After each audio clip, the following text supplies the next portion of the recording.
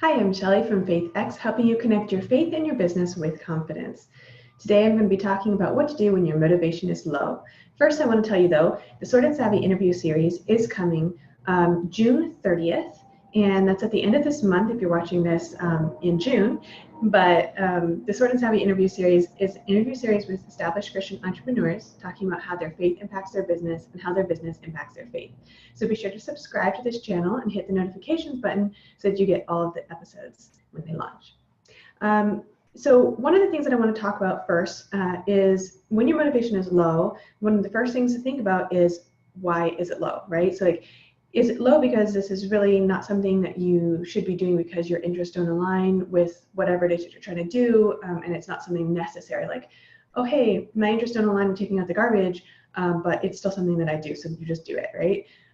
Or is it something bigger, like you're trying to do something that is far outside of your gifting and your talents, where really it's better to let somebody else do that and you figure out something that is a better fit for you.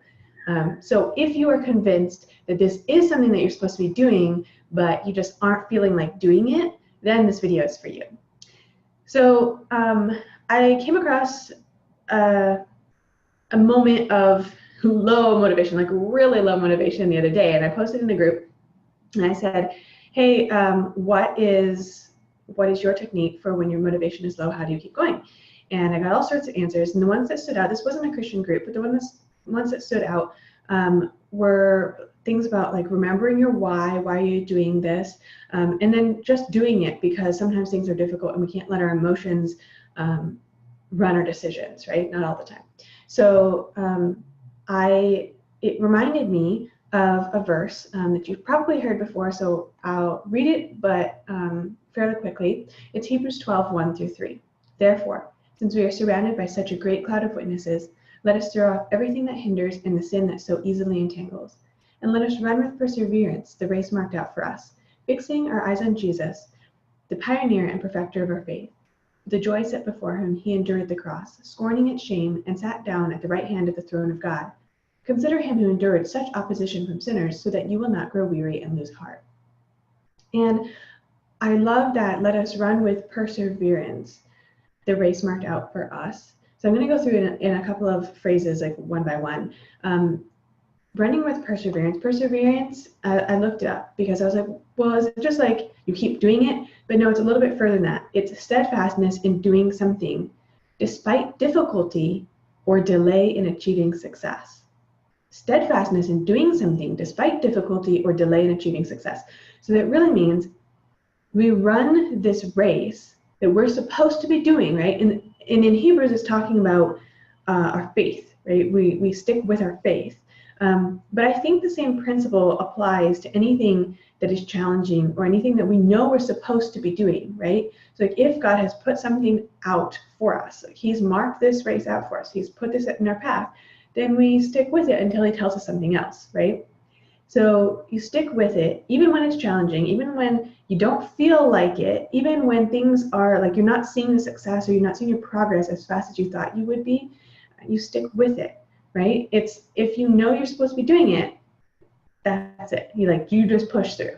And I think that has been something that I've been struggling with in finding that balance of like, oh, I know I'm supposed to be doing it. It's a little bit challenging. Do I push through this challenge, or do I just distract myself with something else over here, right? You don't want to just distract yourself. Like actually put the time and effort in to get through that challenge, to keep going so that you can get to the next thing, right? You can keep on going, you can keep on making progress. And one of the ways that we do that is by remembering our why, is by remembering our big example, right? Fixing our eyes on Jesus, the pioneer and perfecter of that faith. And here's his example. For the joy set before him, so he also had in mind his goal, he endured the cross, scorning its shame, and sat down at the right hand of the throne of God. Consider him who endured such opposition from sinners, so that you will not grow weary and lose heart. So when we remember his example in our faith, when we remember his example, we can continue to stay motivated, right? When we remember our why and our motivation, then it produces in us some level of, hey, I want to do this. Even if part of me says, I don't want to do this, this is too hard, I'm not seeing progress, there's a part of me that's like, yes, okay, I think it's worth it to do. in our work, it's kind of the same thing.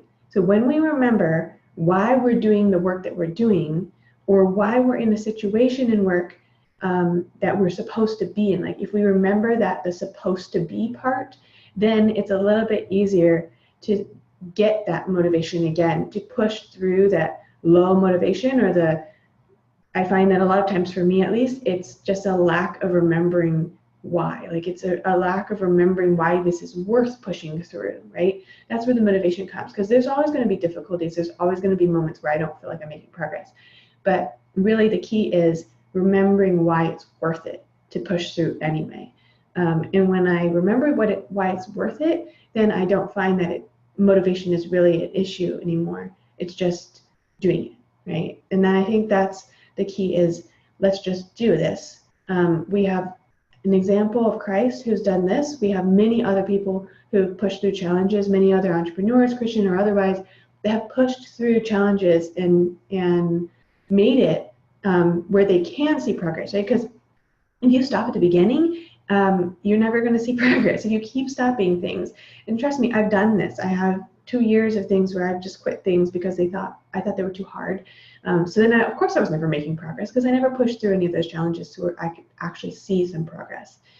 So when we're talking about our businesses, I think one of the first steps is to figure out, is it something you should be doing? Is it something that, for example, in this case with their face, is it something that's marked out for us? Is it something that you feel like God is telling you that you should be doing, that it's you at this time? And then to ask him for that motivation, for that reason, so that he would help you remember, why is it that you are doing what you're doing, so that you can continue to feel like this is worth pushing through. So pray specifically for those things. If you have something that you want me to be praying for, or you want other people to be praying for, leave it in the comments. I'm very honored to be a part of your life and that you've been watching this video. So I would feel super excited about praying for you and helping you through this time. Thank you very much. Again, I'm Shelley, helping you connect your faith and your business with confidence.